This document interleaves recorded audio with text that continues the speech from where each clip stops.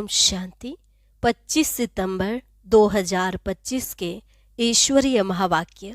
पहले एक नज़र मुरली के मुख्य पॉइंट्स पर। बाबा ने कहा, अपने को आत्मा समझ बाप को याद करते रहो तो बेड़ा पार हो जाए। जो बच्चे आत्म अभिमानी होकर नहीं रहते, उनमें जरूर देह अभिमान है।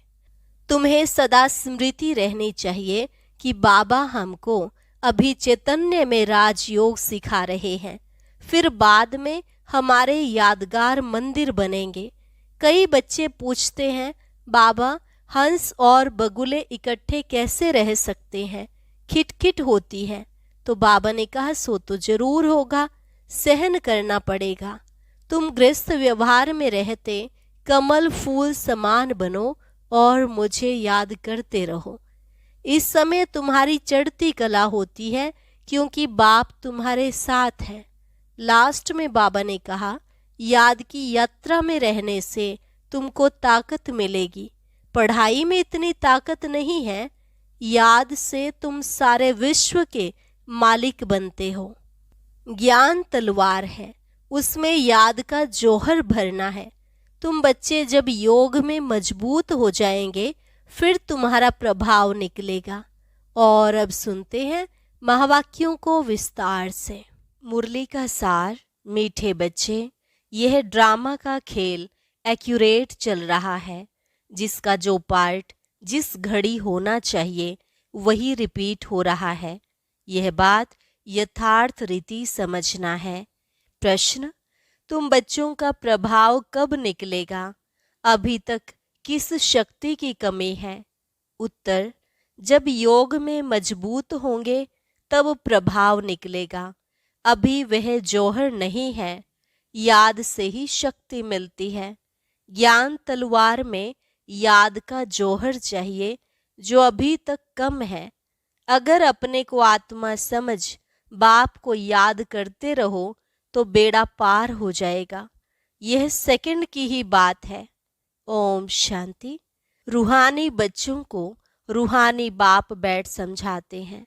रूहानी बाप एक को ही कहा जाता है, बाकी सब हैं आत्माएं, उनको परम आत्मा कहा जाता है। बाप कहते हैं, मैं भी हूँ आत्मा, परंतु मैं परम सुप्रीम सत्य हूँ। मैं ही पतित पावन ज्ञान का सागर हूँ। बाप कहते हैं, मैं आता ही हूँ भारत में बच्चों को विश्व का मालिक बनाने। तुम ही मालिक थे ना, अब स्मृति आई है।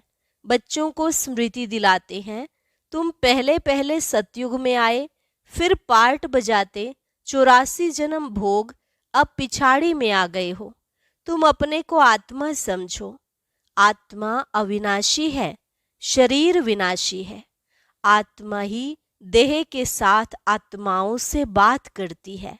आत्म अभिमानी होकर के नहीं रहते हैं तो जरूर देह अभिमान है। मैं आत्मा हूँ, यह सब भूल गए हैं। कहते भी हैं पाप आत्मा, पुण्य आत्मा, महान आत्मा। वह फिर परमात्मा तो बन नहीं सकते। कोई भी अपने को शिव कह ना सके। शरीरों के शिव नाम तो बहुतों के हैं। आत्मा जब शरीर में प्रवेश करती है तो नाम पड़ता है, क्योंकि शरीर से ही पार्ट बजाना होता है। तो मनुष्य फिर शरीर के भान में आ जाते हैं, मैं फलाना हूँ। अभी समझ से, हाँ मैं आत्मा हूँ, हमने 84 जन्मों का पार्ट बजाया है। अभी हम आत्मा को जान गया हूँ। हम आत्मा सतो प्रधान थी, फिर अभी तमो प्रधान बनी हूँ। बाप आते ही तब हैं जब सब आत्माओं पर कट लगी हुई है। जैसे सोने में खाद पड़ती है ना, तुम पहले सच्चा सोना हो, फिर चांदी, तांबा, लोहा पकड़कर तुम बिल्कुल काले हो गए हो। यह बात कोई और समझा न सके। सब कह देते आत्मा निर्लेप है। खाद कैसे पड़ती है, यह भी बाप ने समझाया है बच्चों को। बाप कहते हैं, मैं आता ही हूँ भारत में। जब बिल्कुल तमो प्रधान बन जाते हैं तब आता हूँ। एक्यूरेट टाइम पर आते हैं। जैसे ड्रामा में एक्यूरेट खेल चलता है ना, जो पार्ट जिस घड़ी होना होगा उस समय फिर रिपीट होगा, उसमें जरा भी फर्क नहीं पड़ सकता। वह है हद का ड्रामा, यह है बेहद का ड्रामा। यह सब बहुत महीन समझने की बातें हैं। बाप कहते हैं तुम्हारा जो पार्ट बजा वह ड्रामा अनुसार। कोई भी मनुष्य मात्र न रचयिता को न रचना के आदि मध्य अंत को जानते हैं। ऋषि मुनि भी नेति नेति करते गए। अब तुमसे कोई पूछे रचयिता और रचना के आदि मध्य अंत को जानते हो, तो तुम झट कहेंगे हाँ। सो भी तुम सिर्फ अभी ही जान सकते हो, फिर कभी नहीं। बाबा ने समझाया है तुम ही मुझ रचयिता और रचना के आदि मध्य अंत को जानते हो। अच्छा, यह लक्ष्मी नारायण का राज्य कब होगा, यह जानते होंगे? नहीं, इनमें कोई ज्ञान नहीं, यह तो वंडर है। तुम कहते हो हमारे में ज्ञान है, यह भी तुम समझते हो बाप का पार्ट ही एक बार का है। तुम्हारी एम ऑब्जेक्ट ही है यह लक्ष्मी नारायण बनने की। बन गए फिर तो पढ़ाई की दरकार नहीं रहेगी। बैरिस्टर बन गया सो बन गया। बाप जो पढ़ाने वाला है उनको याद तो करना चाहिए।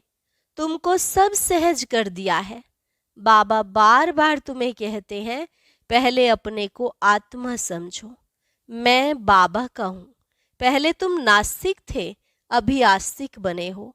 इन लक्ष्मी नारायण ने भी आस्तिक बनकर ही यह वर्षा लिया है जो अभी तुम ले रहे हो। अभी तुम आस्तिक बन रहे हो। आस्तिक नास्तिक यह अक्षर इस समय के हैं। वहाँ यह अक्षर ही नहीं, पूछने की बात ही नहीं रह सकती। यहाँ प्रश्न उठते हैं तब तो पूछते हैं रचता और रचना को जानते हो, तो कह देते नहीं। बाप ही आकर अपना परिचय देते हैं और रचना के आदि मध्य अंत का राज समझाते हैं। बाप है बेहद का मालिक रचता। बच्चों को समझाया गया है और धर्म स्थापक भी यहाँ जरूर आते हैं।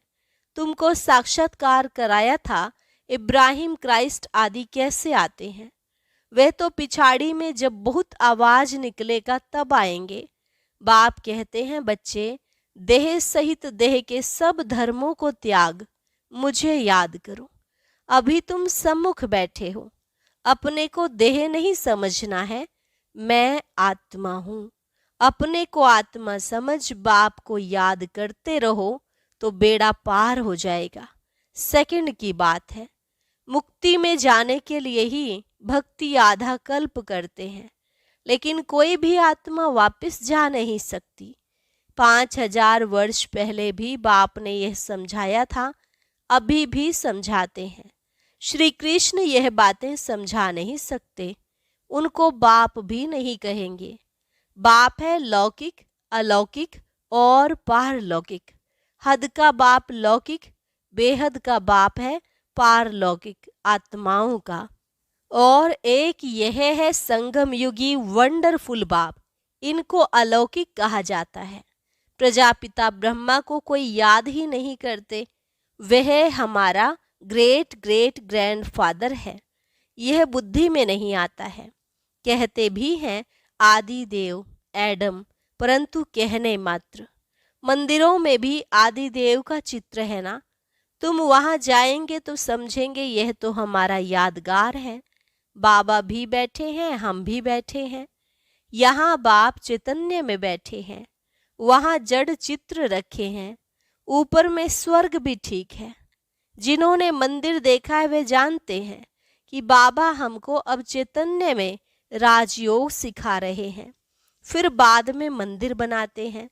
यह स्मृति में आना चाहिए कि यह सब हमारे यादगार हैं। यह लक्ष्मी नारायण अब हम बन रहे हैं, थे फिर सीढ़ी उतरते आए हैं। अब फिर हम घर जाकर राम राज्य में आएंगे।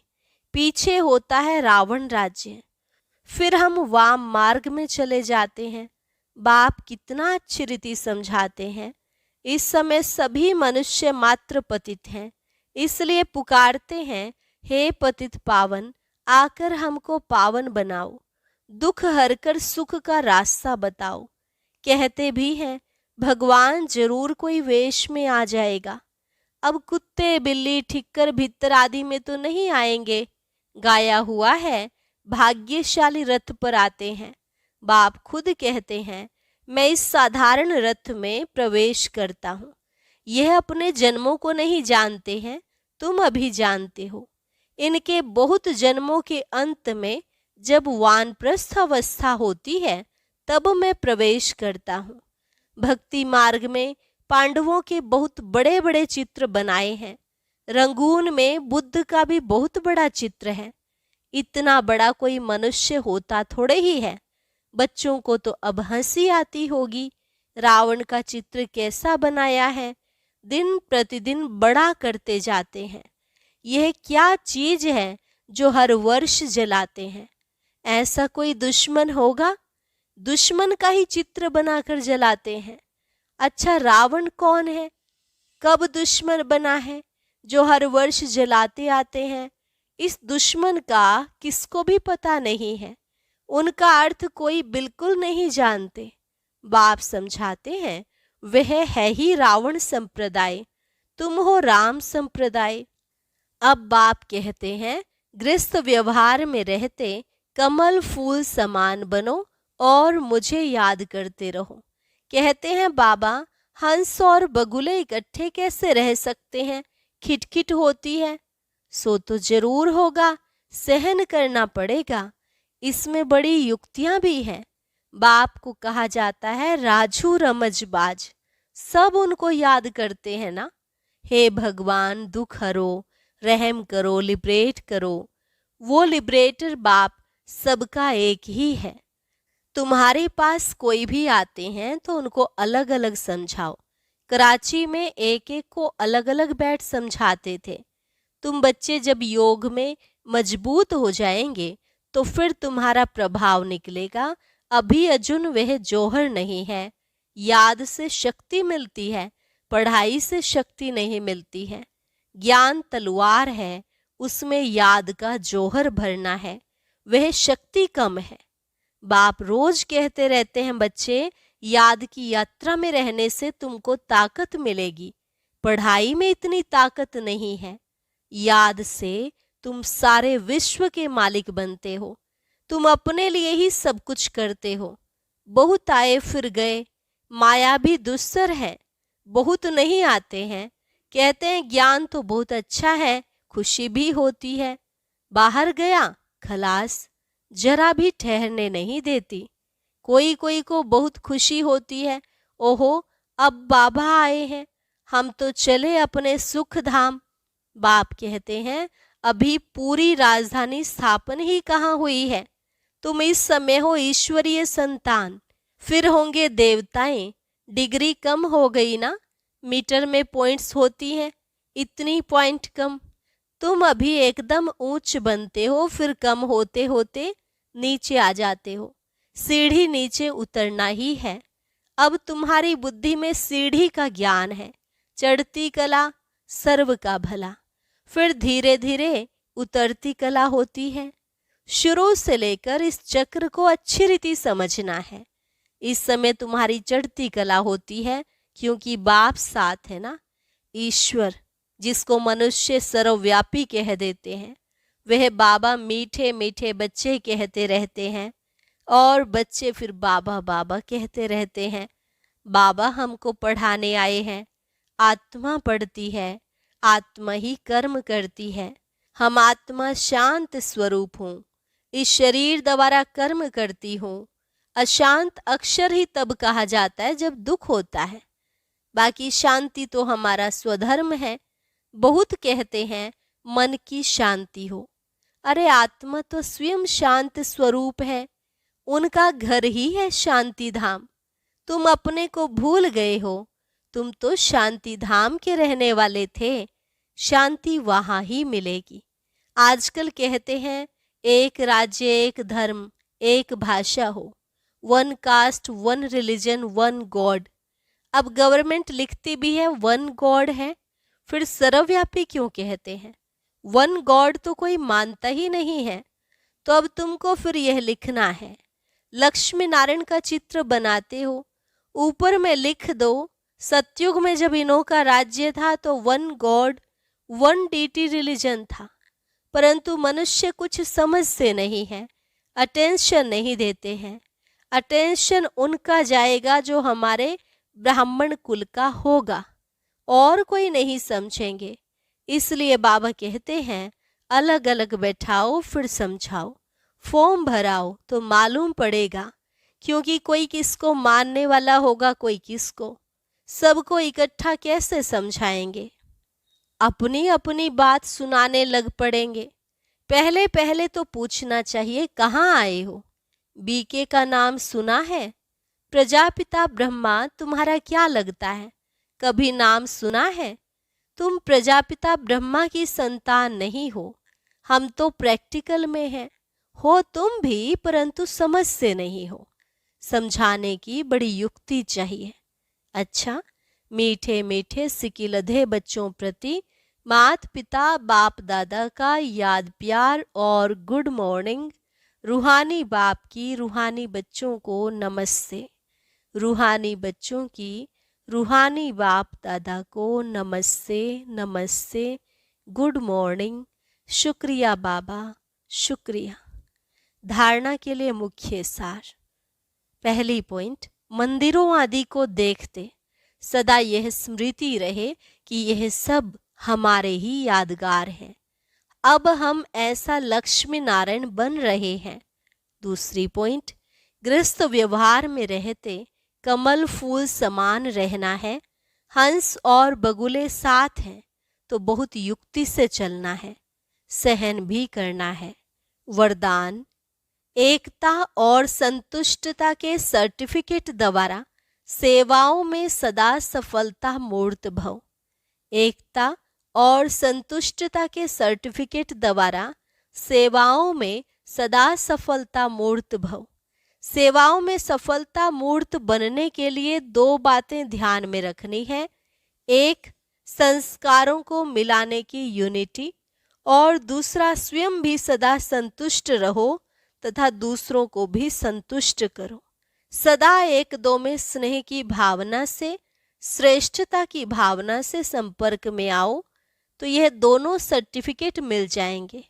फिर आपकी प्रैक्टिकल जीवन बाप के सूरत का दर्पण बन जाएगी, और उस दर्पण में बाप जो है, जैसा है वैसा दिखाई देगा। स्लोगन, आत्म स्थिति में स्थित होकर अनेक आत्माओं को जियदान दो तो दुआएं मिलेंगी। आत्म स्थिति में स्थित होकर अनेक आत्माओं को जियदान दो तो दुआएं मिलेंगी। अव्यक्त इशारा, अब लग्न की अग्नि को प्रज्वलित कर योग को ज्वाला रूप बनाओ। जैसे अग्नि में कोई भी चीज डालो तो नाम रूप गुण सब बदल जाता है, ऐसे जब बाप के याद के लगन की अग्नि में पड़ते हो तो परिवर्तन हो जाते हो। मनुष्य से ब्राह्मण बन जाते, फिर ब्राह्मण से फरिश्ता सुदेवता बन जाते। लग्न की अग्नि से ऐसा परिवर्तन होता है जो अपनापन कुछ भी नहीं रहता, इसलिए याद को ही ज्वाला रूप कहा जाता है। अच्छा, और अभी सुनते हैं आज का अव्यक्त ज्ञान मोती।